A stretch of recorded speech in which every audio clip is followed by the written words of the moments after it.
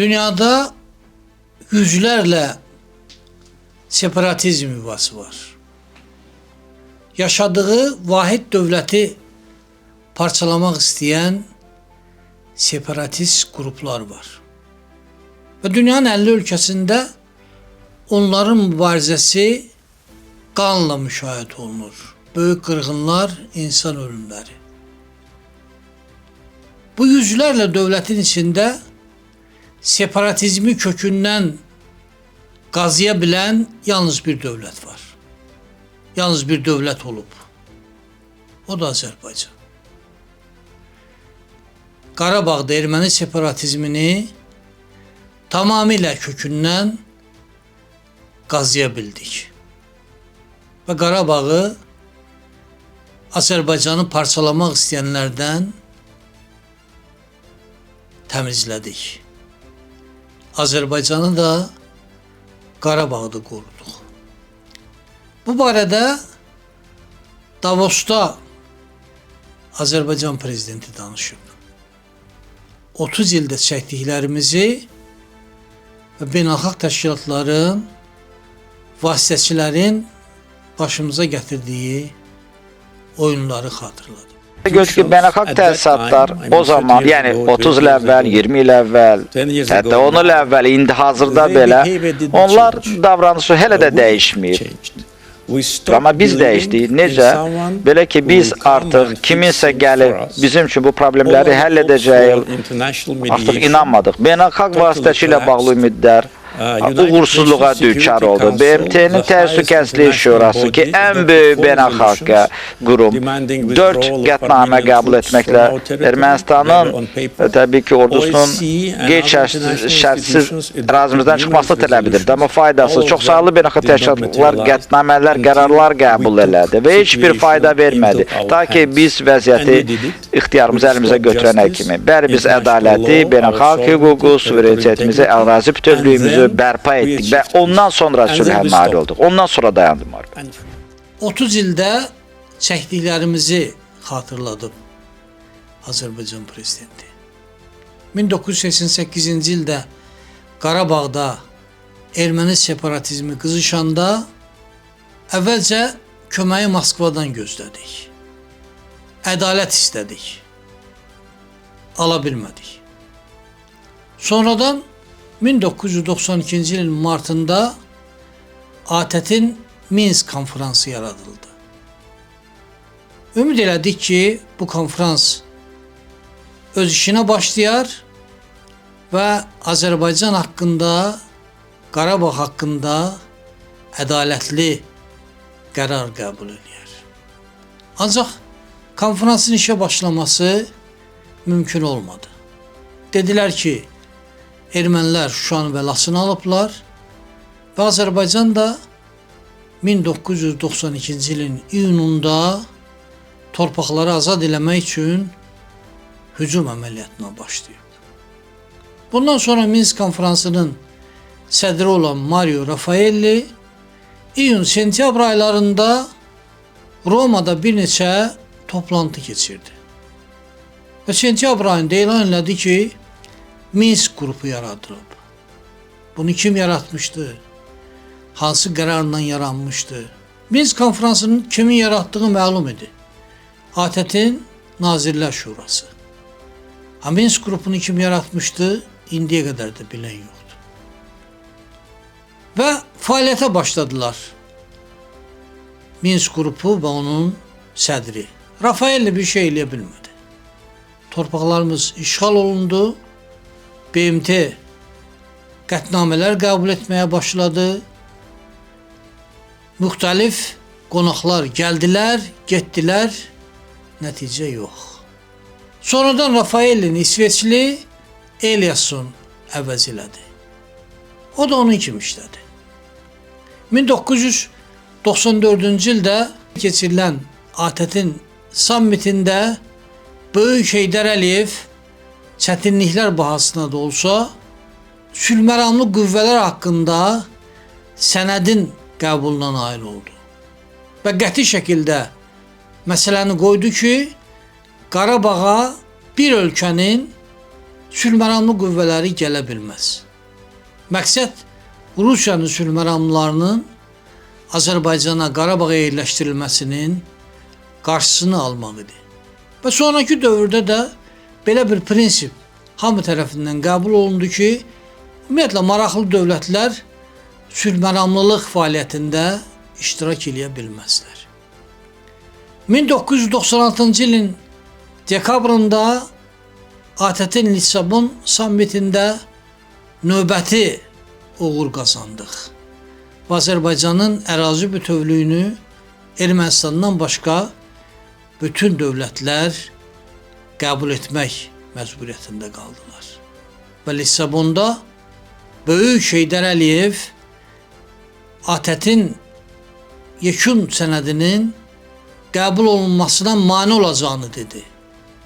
Veto edəcəyini dedi və məcbur olub 53 dövlət Azərbaycanın ərazi bütövlüyünü tanıdığını bəyan elədi. Və sonraki günlərdə Paşinyan da etiraf elədi ki, bizim məğlubiyyətlərimiz Lissabondan başladı. Və Lissabondan sonra artıq ATƏT-in Budapeşt sammitində artıq həmsədrlik institutu təsis olunmuşdu və Rusiya Finlandiya ilə birlikdə həmsədr idi. Lissabon sammitindən sonra həmsədrlərinin sayını 3-ə çatdırdılar. ATƏT Fransanı Finlandiyanın yerinə sədr eləmək istədi. Azərbaycan Amerika Birləşmiş Ştatlarının da həmsədr olmasını tələb elədi və son nəticədə buna nail oldu. Ancaq ümidlərimiz doğrulmadı. Bu 3 həmsədr Azərbaycana yalnız təzyiqlər göstərmək və reallıqları qəbul et ultimatumunu vermək yolunu seçdilər. Müxtəlif təkliflər verildi. 1997-ci ildə paket həlli məsələsi ortaya qoyuldu. Elə həmin ildə mərhələli həll planı da ortaya qoyuldu. 98-ci ildə ümumi dövlət təklifi gəldi. Məqsəd Qarabağ ermənilərini faktiki müstəqil etmək idi. Faktiki olaraq Azərbaycanın ərazi bütövlüyü güya gözlənilirdi. Ancaq ermənilər Qarabağda müstəqillik əldə edirdilər. 1999-cu il İstanbul sammiti ərəfəsində yeni bir təklif ortaya çıxdı. Ərazi mübadiləsi. Ancaq Ermənistan parlamentindəki qırğın və Azərbaycan hakimiyyətində də yüksək vəzifəli şəxslərin etiraz olaraq istefa verməsi İstanbulda sənədin qəbul olunmasına imkan vermədi. Sonra 2001-ci ildə Amerika Birləşmiş Ştatlarının Key-West şəhərində yenə də ərazi mübadiləsi təklifi ortaya qoyuldu. Azərbaycana onun prezidenti Heydər Əliyevə böyük təzyiqlər göstərdi ki, bu ədalətsiz təklifi qəbul eləsin. Heydər Əliyev qəbul eləmədi. Bundan sonraki dövrdə Madrid prinsipləri ortaya çıxdı. Sonradan Madrid prinsiplərinin müxtəlif variantları Rusiya tərəfindən də təqdim olundu və Azərbaycan bu təzyiqlərə də dayandı. Madrid prinsiplərində mahiyyət ondan ibarət idi ki, 5 rayon Azərbaycana qaytarılır, Qarabağda plebissit keçirilir və bundan sonra 2 rayon da qaytarılır. Və təbiidir ki, plebissitdə Qarabağ müstəqilliyi məsələsini qoymağı planlaşdırırdılar və nəticə də heç kim üçün sir deyildi. Əhalinin əksəriyyəti ermənidirsə, təbiidir ki, son nəticədə müstəqillik istəyənlərin sayı dəfələrlə çox olmalı idi. Azərbaycan rəhbərliyi Prezident İlham Əliyev dəhşətli təzyiqlərə qarşı dayana bildi. Və tarixdə bu yeganə hadisədir ki, 2009-2013-cü illərdə bir-birini qətiyyən qəbul eləməyən və aralarında kifayət qədər ziddiyyətlər olan üç dövlət rəhbəri, Amerika Birləşmiş Ştatlarının, Fransanın və Rusiyanın prezidentləri hər il dalbadal müraciət qəbul elədilər və Azərbaycanın Madrid prinsiplərini qəbula məcbur etməyə çalışdılar. Yenə də Azərbaycan rəhbərliyi dayandı. Azərbaycan ordusu gücləndi, Azərbaycan diplomatiyası aktiv şəkildə işlədi və 2020-ci ilin sentyabrında Ermənistan ordusunun növbəti təxribatına əks hücumla cavab verildi. BMT Təhlükəsizlik Şurasının 4 qətnaməsinin icrasına başlanıldı. Və dəfələrlə Azərbaycan prezidenti bəyanat verdi. Qətnamələrdə göstərilən əraziləri azad elə, Azərbaycan ordusu dayansın. Uzun müddət ermənilər müqavimət göstərdilər, ancaq Şuşa alınandan sonra təslim oldular. 2020-ci il 10 noyabrda təslim aktı imzalandı. Azərbaycan özünün ərazi bütövlüyünü təmin elədi. Ancaq suverenliyimiz hələ təmin olunmamışdı. Bunu Azərbaycan ordusu 2023-cü ilin sentyabrında qısa müddətli antiterror əməliyyatı ilə təmin elədi. Ermənilər könüllü şəkildə Azərbaycanı tərk eləyib getdilər. Və uzun müddət heç bir iclas keçirməyən BMT Təhlükəsizlik Şurası dalbadal Qarabağdakı vəziyyəti müzakirə elədi.